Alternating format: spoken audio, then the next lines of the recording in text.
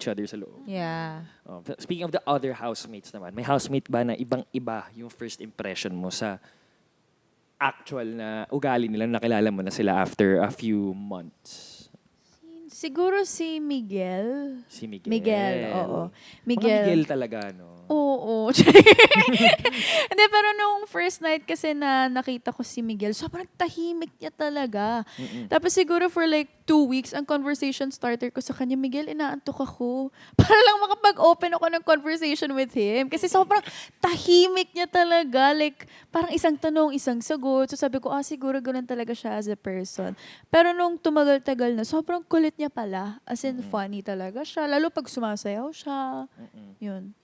So si Miguel. Ito, punta naman tayo kasi ngayon, Mare. Yes. Kilala ka na ngayon as Mare. Saan naman ang galing yun? Yung Mare kasi, napanood ng tao na ang tawagan pala namin ni Mami, Mare. As in like, Mare kasi talaga, ikaw narinig mo sa taping, Mare talaga eh. Pati ako tawag ko sa'yo, Mare. Diba, Mare? Ganun. Mare. Doon yun nag-start. So ngayon, Mare ka na ng buong Mare ng Pilipinas. bayan. Mare ng bayan ka na. Ngayon, let's move on naman na ngayon na lumabas ka na. So ngayon, nung lumabas ka na, nakita mo na yung mga reaction ng mga tao sa'yo. Ano naman yung unang reaction mo seeing all their comments? Nagulat talaga Na-achieve ako. mo yung goal mo. Diba? Nagulat talaga ako. Kasi like, paglabas ko pa lang, sabi agad ni Ate Gabi, you did so well. Ang ganda ng feedback. Even si Mavi, proud na proud ako sa'yo. Promise, you won't believe it. Sabi ko, parang yung mga hosts na nakaka-work ko before, lahat sila, promise, Sofia, magbasa ka na agad-agad. Tapos pati si Mami, nung niyakap niya ako, si Ale, nung niyakap niya ako, sabi nila, mahal na mahal ka na ng mga tao. So ako, Kasi hindi ko talaga alam inside kung anong nangyayari. So, syempre, hearing that, Tapos, akala ko naman, like, nabawasan lang yung bashers or something. Pero nung nagbabasa ako, May nice comments pa. oo. For a nabawasan yung bashing mo, Yes. kino-compliment ka pa. Yes. Diba? Tapos ang daming comments na parang dati hate kita, ngayon dahil sa PBB nakita ko yung tunay na ikaw. Tapos naalala ko before going home sa labas ng bahay ni Kuya, pasakay na kami ng car, may narinig pa ako na kanta na ginawa nila for me daw na pang Laban, Sofia. So doon pa lang, iyak na ako nung iyak kasi hindi ko talaga mapaniwalaan na yung iniisip ko everyday sa bahay ni Kuya, sobra-sobra na pala yung binigay ni Lord. Like, more than what I paid for talaga. Congratulations. Palakpakan naman. Thank you, sis. Pero ito, habang umukuya ako, how's the food, guys? Naubos ko nga yung akin eh. So, Ubus na, I think, sarap. yes. Kaya nga eh. Kaya na-curious ako eh. Tingnan mo ito isa. Yes, so Kasi pagkakarating ko kasi tasted. natatapos magsalita to eh. Tingnan mo ito Diba? isa. Good. Ayan, habang kumakagat. Masarap, masarap. Na-enjoy ko yun. Thank you. Okay. Moving on. Kasi nga, ayun, na-achieve mo na yung goal mo. So, na-realize sa mga tao na, ay, mali pala yung iniisip namin. Pero sa tingin mo, bakit ikaw yung laging napapasok sa mga ganyang balita? Hindi ko din alam. Bakit lapitin ka ng ganyan? Actually, hindi ko na rin alam. Like, dinadoubt ko na talaga yung self ko na may problema ba talaga sa akin? Because why is it always me? Like, bakit ganun? Like, alam mo yung fake news na nga lang, tapos ako pa yung madadrag na, ang layo talaga minsan sa ibang issue na hindi talaga ako involved, pero ako yung na-drag eh. Tapos kapag ina-ask ko yung friends ko na, bakit sa tingin niyo ako lagi? Sabi nila, wala, siguro dahil alam nilang hindi ka papatol. Kaya ikaw yung lagi nilang tinitira. So parang sabi ko, so dapat pa akong pumatol? Pero hindi ko kasi talaga kaya. Kasi, Ewan ko, I feel like nahihirapan ako na pumatol kasi I feel like pag pumatol ako, Mag-e-escalate. yes, mag-escalate siya imbes na mag-die down na lang siya on its own. And sometimes kasi people will say pa na, ay guilty, pumatol. pero ang tapang mo Ganon. sa hindi ka pumapalag. Parang, siyempre ang dami binabato sa yung hindi totoo, pero parang ang sarap ng gumanti. Diba? every time. Kasi alam mo naman yung totoo eh. Mm. Pero kayo naman, sa atin, ano yung mga misconceptions about you guys that you've seen online? Straight daw ako. Ang laking misconception nun, Mark. So, ang misconception yun, Napakalaking fake news nun. Talaga. Misconception na may nag-aakalang straight ka. Parang wala talaga. Habang nag-iisip pa.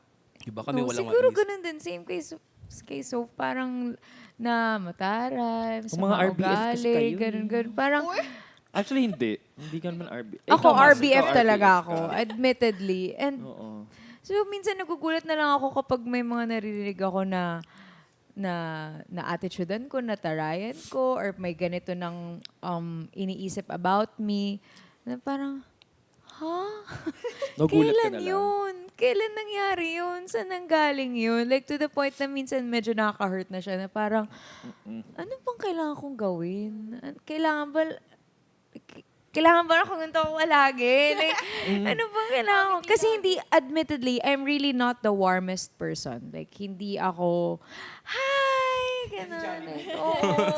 And, wala yun. Sorry. I'd rather na isipin ng mga tao na masama yung ugali ko, then they find out later on na okay naman pala ako, then magpanggap ako na tapos kabaligtaran naman pala. Does that make sense? Pero yun, hindi ko rin alam paano ko ipoprove yung sarili ko na hindi lang ako super duper 100% friendly, pero mabait naman po akong tao. Oo. Oo. Yun siguro. Marami din ako mga nakikitang comment na ganun pa minsan. Ako na get that naman. Ako rin naman. May misconception sa akin na ganyan. Lalo na pag di pa ako nakakausap, parang nakikita lang ako naglalakad dyan, feeling lang yabang ko. Yeah. Oo. Not even online, like kahit mga ka-work In mo. person, yeah. Oo, in person. Mas ka-work. Mas ka-work. Marami ako naririnig na mga comments na gano'n. I'm like, saan galing Tapos yun? kung nakilala nila ako, sobrang kengkoy ko pala, gano'n. Ang laki-laki kong tao, gano'n. Sa ganyan mag-asta. No? Actually, yan, isang misconception din sa akin yan. Lagi ako sinasabi yan. Feeling daw nila parang, pag nakikita nila ako, ang laki ko palang tao. Lagi, every time. Kada regional, ang laki mo palang tao, no? You give small guy energy. I give small guy energy daw. Damn.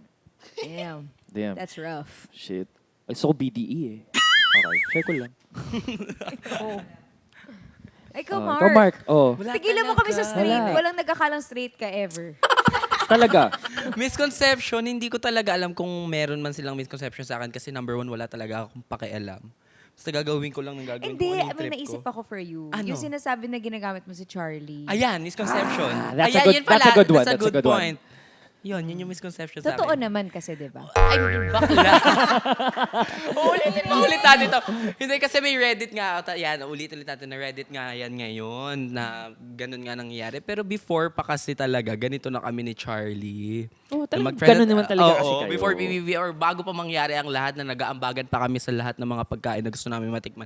Friends na talaga kami. So yan, tama. Kung magkakaroon ng misconception, yan yun. Hindi, tsaka di ba si Charlie din naman nagsabi na now that she has clout, bakit hindi siya magpapagamit Yes. sa friend niya naman talaga? Actually, that's part of the plan. Kasama ka sa plan Oo, ni Charlie. Ayan talaga. Bakit sa tingin niyo, di namin ginagamit si Vince? Paano gagamitin? Lagi nga absent dito. diba?